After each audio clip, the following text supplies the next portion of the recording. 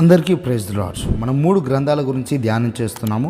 మొదటి గ్రంథము జీవ గ్రంథము గురించి ఇంతకుముందు వీడియోలో మనం చూస్తాము. ఎవరైనా ఇప్పటివరకు ఆ వీడియోని చూడకపోతే వెళ్ళి ఆ యొక్క వీడియోని మరలా చూడండి.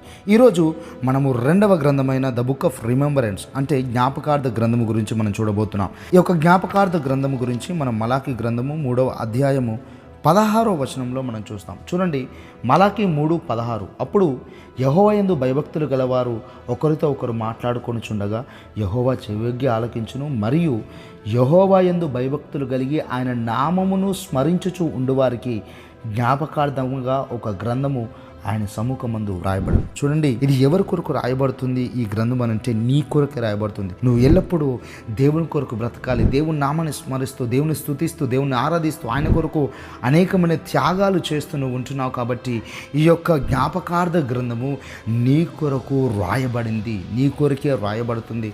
ఎవరైనా సరే చూడండి, నువ్వు యేసు ప్రభుని నమ్ముకొని ఆయన కొరకు అనేకమైన విషయాలు త్యాగం చేయడానికి నువ్వు ఇష్టపడ్డావా?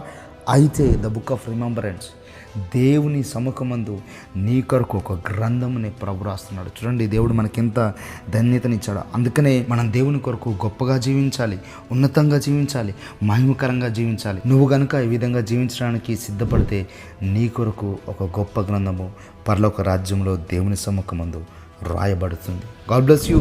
3వ గ్రంథం గురించి మనం నెక్స్ట్ వీడియోలో చూడబోతున్నాం. Praise the lord.